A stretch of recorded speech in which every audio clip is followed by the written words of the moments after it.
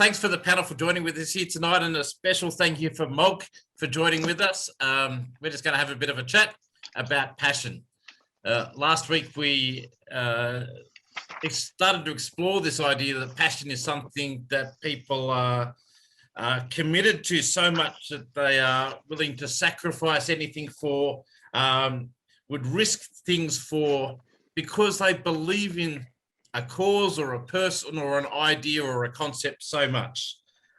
We just heard the Bible reading before from Matthew, from the Beatitudes, where Jesus talked about, blessed are those who hunger and thirst for righteousness, that sense of selling out everything and just going for it. So I'm going to step back and let the panel just discuss, is that a good definition for passion? And what are you passionate about? What's something, an idea or a cause or a person that really gets you fired up? I find the definition of passion interesting in terms of what that actually means about what I am then passionate about, because I'm excited by lots of things and I'm interested in lots of things, but if I sat down and thought more about it, there'd probably be a much smaller list of things that I'd say that I'm really passionate about. There are things that I am not able to function if I'm not doing and pursuing. So things like creativity and music and writing and making things. So I think in a kind of going forwards and then jumping backwards way, I'd say that the things that I'm passionate about are the things that I need to do, that I feel like I get energy from doing, as opposed to they take energy from me. And those things for me are broadly creativity, but music and writing and making things as well. I do like the idea that you can get excited about a lot of things and not necessarily passionate. What I came to a conclusion is that I really enjoy and I'm passionate about being with other people, and I get a lot of energy and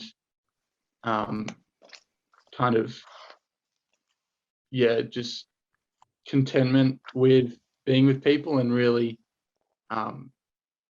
trying to get the best out of different people. And that for me is in a variety of contexts, from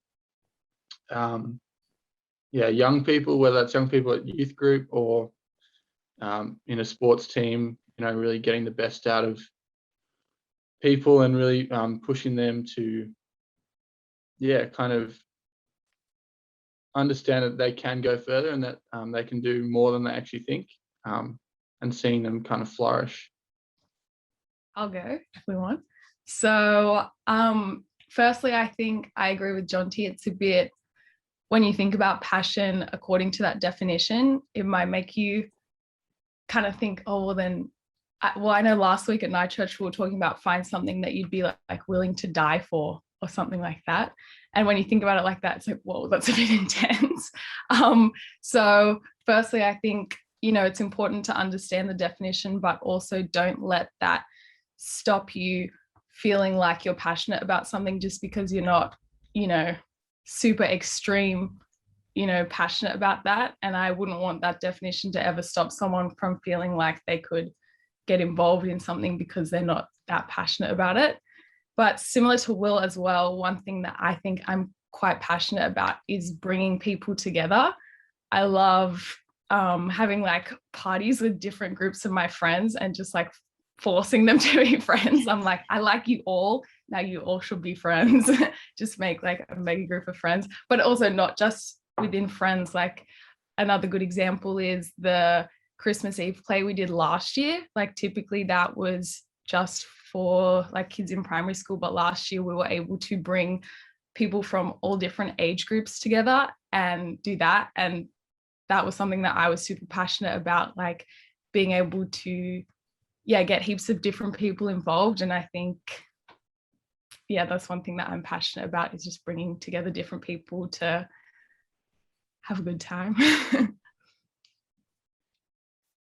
I really like the idea of, which is something that came up as you were speaking there, Beck, about taking your passion seriously and not necessarily worrying about, is this something silly or, banal or not that important in the wider scheme of things. And so therefore, it's not worth my energy or attention. but actually going, no, I'm passionate about this. I'm going to own that and take it seriously and be passionate about it. Off that, John T, it's also good to like be able to like determine what you're passionate about over like what you're interested in, because being able to do that, you can then put your full energy into what you are passionate about, rather than like wasting time and effort into something that probably won't be as big of an impact as something that would be, and that you would be more passionate about in that sense. No, I like being able to facilitate other people's passions. That's something I find really fulfilling. I don't know if I'm passionate about it, but yeah. I found in my time that it can be a real difficulty determining the difference between an enthusiasm and a passion. We all have lots of enthusiasms, things that we're keen on, and you guys have voiced some of that already, and that's totally expected and very great. And to have an enthusiasm lead into or become a passion, I think is the next step stuff. It's the stuff that keeps you awake at night, the stuff that churns in your brain when you're trying to have a moment of peace, or swells in your heart, whether it is born out of righteous anger or discontent, whether it's driven out of a want to engage in and be a part of transforming your friends' lives or the world or those sort of things. All of that is great. It doesn't negate it. I have more than once gone down the path of what I thought was a passion that turned out to be an enthusiasm. And that was sometimes great to work that out. Often it was challenging along the way, because you've got to work really hard. If you're passionate about something, it can take a lot of effort.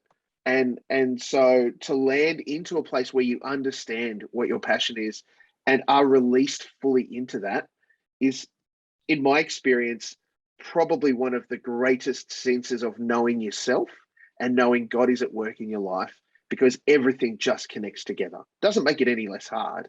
It just means that all of a sudden there is a real focus for your purpose. Can I ask, as a follow-up, what the experience of discovering that passion as opposed to enthusiasm was like? Were there any clear, like, tangible markers to you along the way that were signs to you, or was it kind of you realize once you're in it that it's all sort of clicked? Look, I think in hindsight, Jonty, you go back and go, of course, it was these things. I see this now. At the time, it can be a bit blurry, because, the how close enthusiasm and passion stuff starts to land. I think for me, my passion, getting to be an old man now, my passion lands very deeply in young people and the church getting smushed together and Jesus being a part of all of that. How do we include and engage young people within the life of the church to lead us, to be a part of every facet of what the church looks like? And that was something that kind of bubbled along as an enthusiasm for a long time. And it was only, I think, taking the bold step into ministry in a full-time context that really confirmed for me that this was where God wanted me to be. And that, look, I'm an old man. That's a 20-year plus journey to get to that.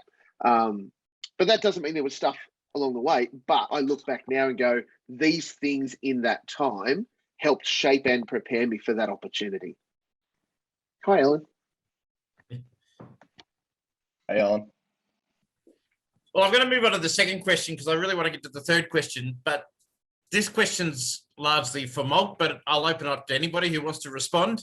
One of the books that I referred to last week was by Kendra Casey Dean, get the name right, and she made a comment that I thought was quite interesting, to say that young people and young adults are naturally passionate. It's just something that naturally comes to them, and as we get older, it's harder to hold on to that. I don't know, in your role as pulse worker for the Synod and who deals with a lot of young adults and young people, do you think that's true? Are young people naturally passionate? yes, with a big asterisk. I think we're all naturally passionate. The reason why, when we look to young adults particularly and young people, why are they seemingly more passionate than old people is because they haven't had the life crushed out of them. You know, there's a whole bunch of optimism that lands even just in this crew. You hear it in the stuff that they talk about when they're passionate about the stuff that they want to be a part of. That is driven by, I think, the purest sense of engaging in and being a part of good.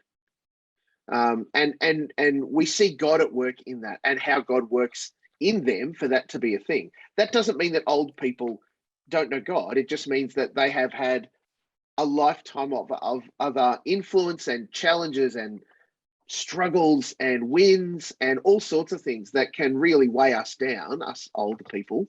And you can see people who have been passionate about something, but they have let all of those things get on their back, and they look weighed down. They look like the fire has gone from their eyes.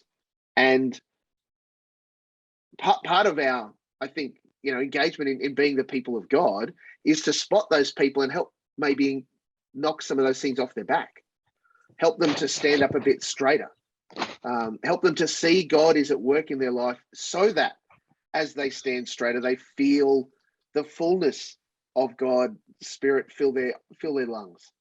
And this is why old people love hanging out with young people, because they get energy out of this young people, hope, optimism, sense of purpose, passion. And it's great. And as long as, young adults are going to let me hang around with them, I will. Warning. However, I absolutely dig the opportunity to be a part of that, because to fuel that is where my passion lies. How do I encourage that? How do I be a part of helping young people recognize that those things are good things in their lives? That's amazing. So that's the challenge. I think young people are passionate, and they seem to be more so than old people, because young people haven't yet been beaten down by some of the hard stuff of life, and they still hold that stuff pure, and that's incredible. What do you guys think?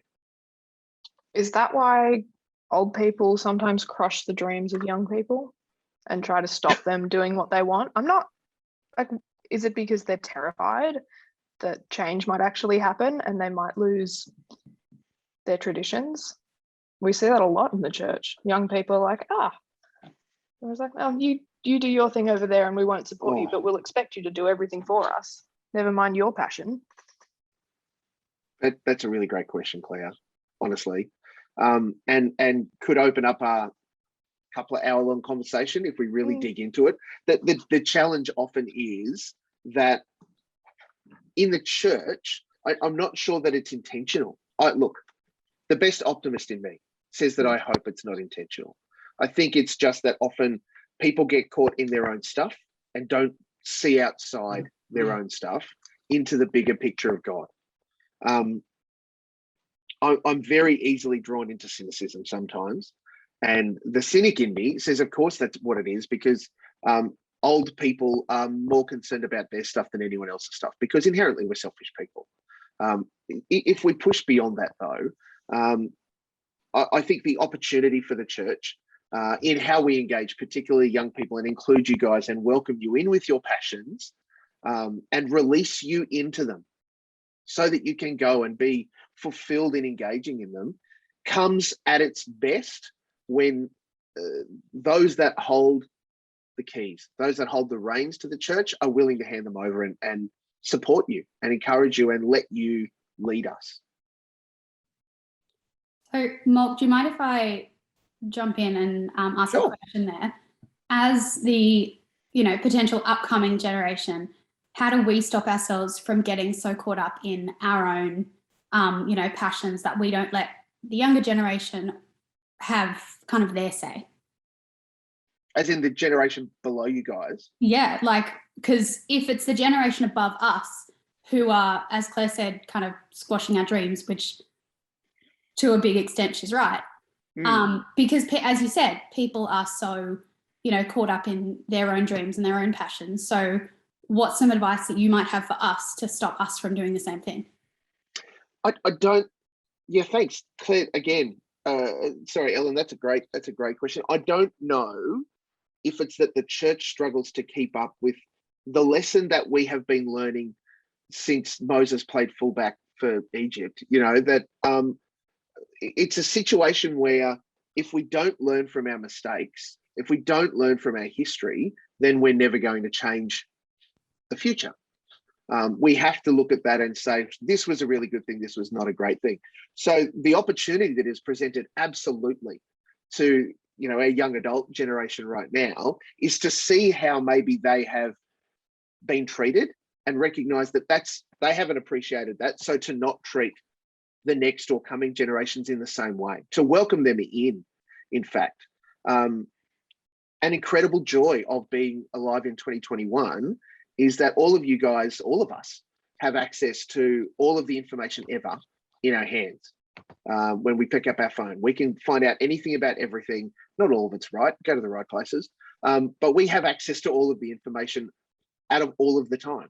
So for those that are passionate about, for example, someone that might be really keen to support the fact that we need to do something about climate change. And that's something that's really pressing, particularly on our younger generations. They see the mistakes that we've made and don't want to make the same mistakes. So let's draw them in. Let's be a part of that. And activism is a great way to address that. And we're seeing it with stuff like the School Strike for Climate, where younger people, even younger than you guys, are wanting to actively be involved in making a change within their lives, within their community and their society around the way that we live our life ethically and care for God's creation. So let's be a part of that. As young adult leaders, particularly, where you have been, living in the rarefied air of being given opportunity to lead, use that. Share that in the same way as it's been shared with you. In a sense, we've already slipped into the third question, but I just wanted to acknowledge Jonty's comment as well, because I think that feeds into this. The other Bible reading we just heard talked a little bit about not losing our zeal, and yeah, I think as a church, I said this last week, in our attempt to make church safe and comfortable for people, we've forgotten to teach people how to be passionate and how to empower and release that passion, allow people to, push the boundaries and walk to the edge. Jonty's comment last week I thought was really interesting. I wrote it down here. He said, often worship is designed to draw others in instead of meeting people where they're at, asking people to redirect their passion instead of empowering and fueling it. I found that last part really quite interesting, that idea that are we saying, well, we love your passion, we want your passion used this way, rather than empowering the stuff that you're passionate about. I wanted to ask the question then, well, how do we help that to happen again? I would, as a person from the older generation, say I want that to be happening, but I'm looking for some insight and some guidance of what's going to be most helpful to change a culture. Whether it's programs, whether it's ideas, whether it's resourcing, how can we as a faith community be encouraging, empowering and releasing passion? Very interested to hear some ideas. We need more zealots, Phil. It's the zealots caused all sorts of problems in Jesus' day. Some of them not great, and some of them with the right intention. So there's challenge in how we engage in that. If I can prompt you guys all with I guess an extension to Phil's question. There's a guy called Andy Stanley who has a great quote: "Time in erodes awareness of." What that means is people who stay in things too long start to lose some perspective of their surroundings. They get really blinkered. And I think that's a sin of the church ad nauseum. We stay in it for so long that we forget what's around us, what's beside us, what's in front of us, the people outside us. And the best thing that we can do is to ask the questions that Phil's asking and then to listen to you guys. So I'm going to shut up because we want to support you. And the best way we can do that is to hear what you have to say and act on it. I'm just writing that quote down. That's great. I think I guess to speak to, it was kind of an off the cuff comment last week, but the more I thought about it, I was like, yeah, that I really, it clearly came from something that I've been thinking about either consciously or subconsciously for a while.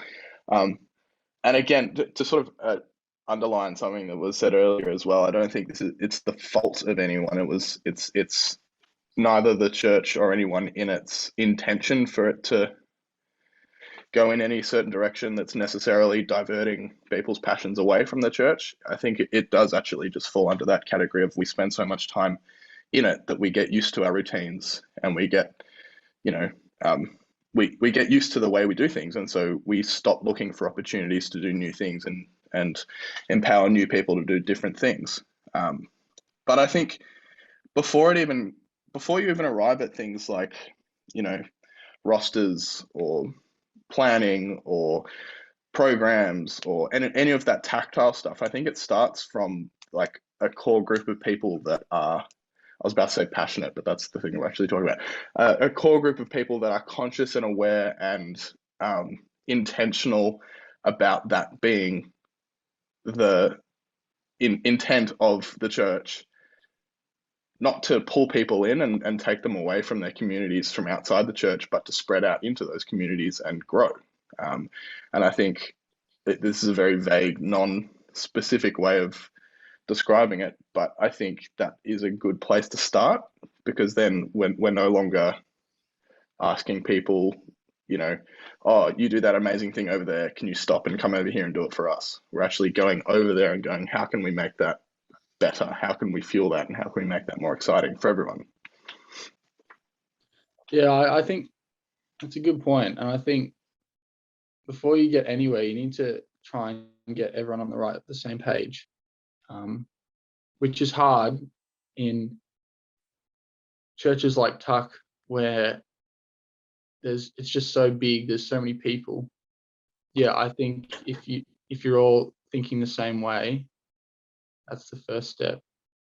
I just think if everybody's thinking about things the same way, what's the point? You're bored. Like, there just needs to be space for disagreement and safe spaces for disagreement. I think jumping onto that point, like disagreements can be sometimes where passion is fueled as well. You still need a level though of things. You need to be able to find out how to do it as a small group, even on the same level. Otherwise, you can't get anything done. I think it comes down to intent as well. You don't have to think the same thing at all. That's like you say, Claire, a diversity of opinion and theology and all those things is a great thing. But to be a community, there needs to be a base level of intent and understanding as a group that we're all, I'm trying to think of the best, the words that I'm actually wanting to put to this.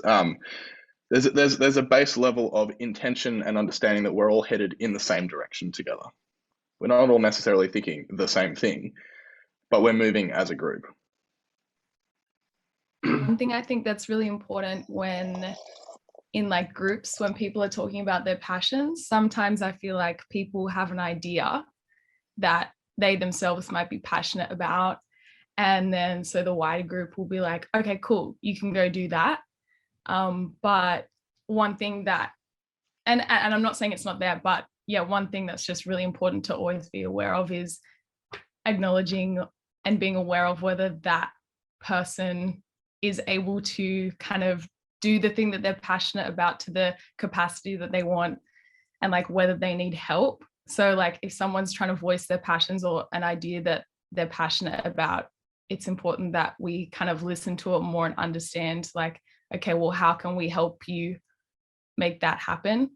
And I've never been to I'm not too involved in those kind of decisions, but yeah, just I'm sure that we would all do it, try and understand someone's idea to make that happen. But yeah, I feel like that there's people out there that will definitely just be like, okay, sure, you're passionate about that, go do it.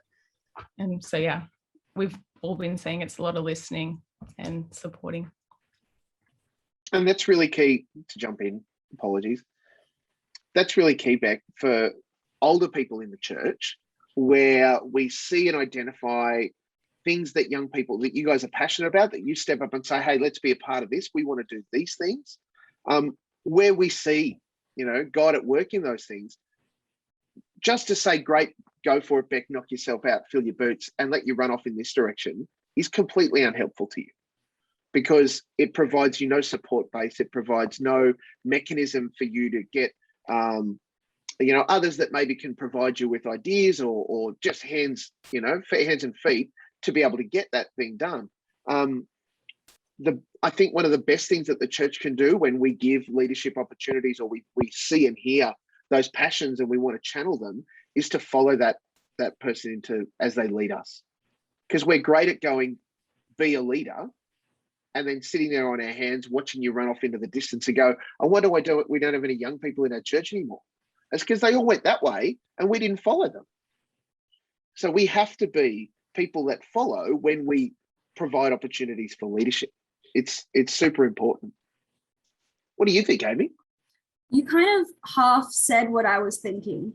That's all good. I was also just going to say, like, if someone's passionate about something that you disagree with, and instead of completely disagreeing with them, just like instead of providing them with a different point of view for them to think about, rather than saying, go and do it by yourself, or actually, try and think this way, just instead giving them something to think about, and then also just providing that help, as well as, even if it's completely something on the opposite end of what you are passionate about, or if it's something that you haven't really thought about before, but just giving them that extra input could also help as well.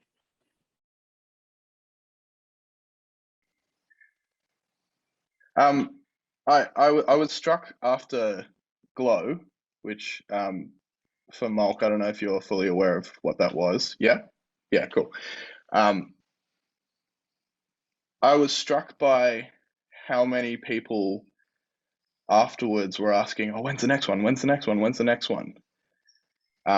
And no one was asking, oh, how can we make the next one? How can we help for the next one? And again, I'm not bringing this up as an attack or a criticism on anyone. It was a great night. Everyone, like, there's nothing wrong with looking forward to the next one. But I feel like what we've been talking about is how to engage with and fuel those passions. And that was a bit of a passion project for a few of us who are here in this group. That would be a great example of, as opposed to, when's the next one? Can I come? How can we make the next one run smoother? How can we make the next one easier? What can we do, even if it's just a small thing? So that was just a specific example that just jumped to mind. I was going to say, are we putting too much, lack of a better word, blame on the older people?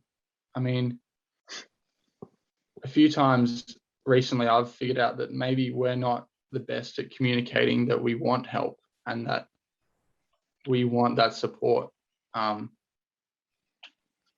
Because I think there has been a few times where a few of the older people have stood back and said, oh, they don't want us to help, that they want to do their own thing.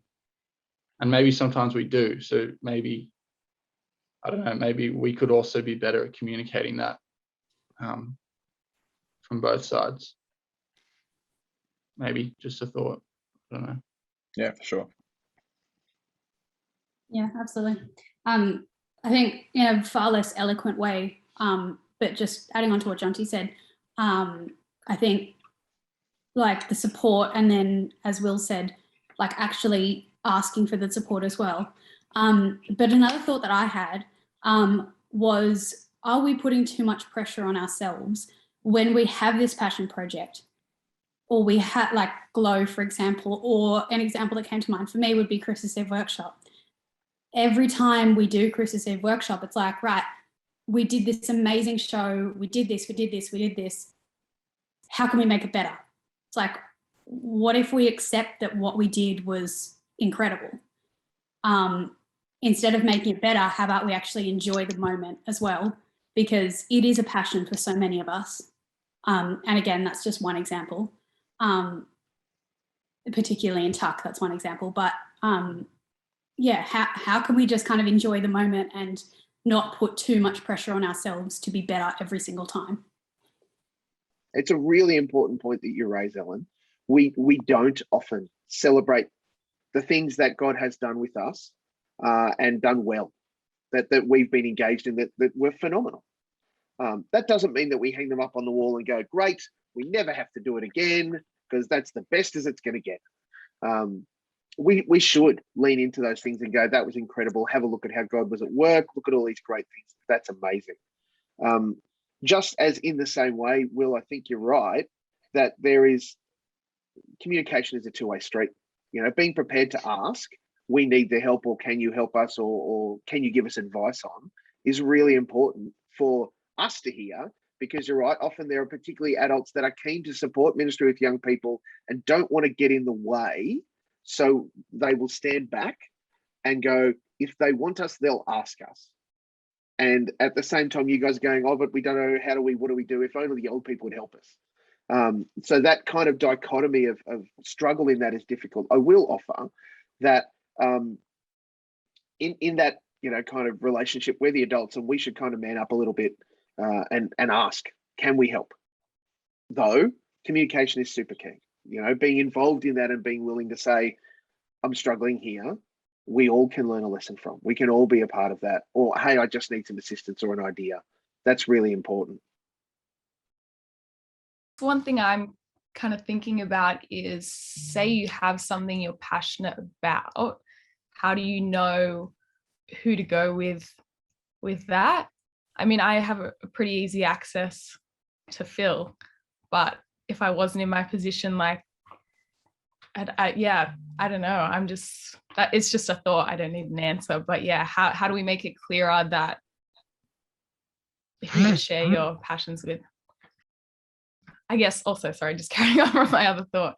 I think we're definitely doing it right now, but yeah, facilitating more discussions that open it up for people to like share what they're passionate about, because I feel like the people in this panel and like a lot of other people we hang around, they're the kind of people you want to be talking to about your passions, because then we can kind of work out how to make that happen. So I think just talking more about our passions will definitely help at least get them out there, so that we can start to work out who we should be taking these to get things happening.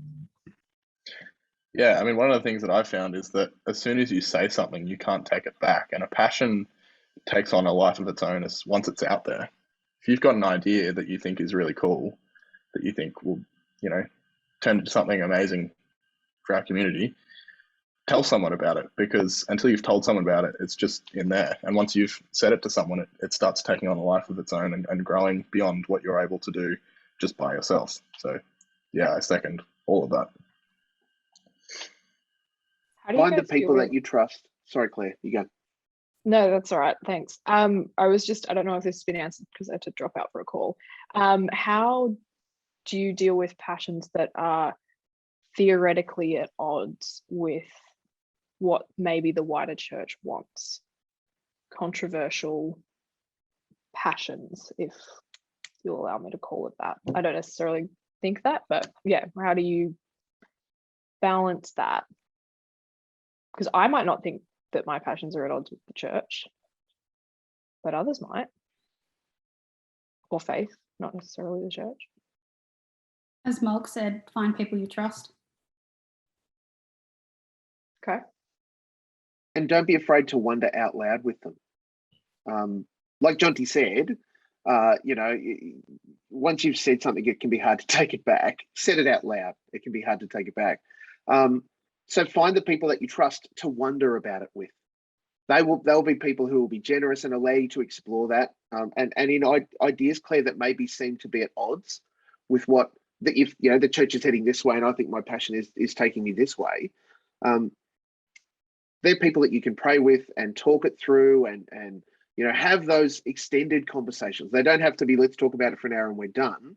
Let's revisit this over some time and see what, where we're working through, or what it means, or if I do this, how does it fit? Or look, the church is a very broad place to live. There are lots of different things and corners and pockets where lots of passions are encouraged and developed. So just because maybe your congregation isn't where that passion is encouraged, doesn't mean there isn't a place for it. I think the challenge often is determining, is this me or is this God? Does God want me to be a part of this? Does this fit into what God's mission is about? How can I be doing that? And that can be a real tension if you go and you've talked to people and it's confirmed, and yes, this is the thing, and your congregation is still, I don't know, I'm not sure we can blah blah blah. That's why there's so many congregations. I guess there is always a place for someone in the house of God. And just as I would then offer, there's always a place for your passion within the house of God, where God is in the midst of that. I don't need to answer because Mark just answered, but one of my mentors said one time to his congregation, it basically said, if you can find 2 other people who are thinking like you, and it fits into the broad direction of the vision of the church, then there is no reason why the church shouldn't be supporting what you're suggesting. And I would hope that we would have a similar situation here at Tuck. It's that sense of, bring a few people along the journey with you, and the church will also come along on the journey with you.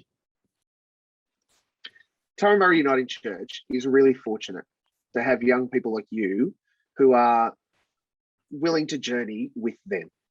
It takes a lot of generosity and grace to deal with, all of the stuff that's going on in your lives and then the stuff of church. It's a struggle. Be encouraged, friends. If you find that it gets tough, there are people that you can talk to. Phil's one. I'm here if you felt that I could be helpful. It is honestly, at best, at times, a real challenge to overcome other people's rubbish when you're still trying to work out some of the stuff yourself. And I would absolutely encourage you to lean into your relationship with God. Know that God is at work in you. God's mission is available to you and calling you to participate, all because of who you are. And that's the incredible way that God works. I just wanted to finish just by mentioning the Bible reading that you haven't heard yet, but we will hear in church. The Romans one just had a few hints of how to do this as a community, where it says we need to love generously and sincerely, hate evil or stand against injustice, cling to what is good or defend what is right, be committed to prayer and share generously of what we have. I just hope that those words might be something that we can live out, not only with our passions, but with the way that we support and empower those passions within the life of the church. I want to thank all of you for the way that you've shared tonight, and especially Mark for being so generous with his time as well.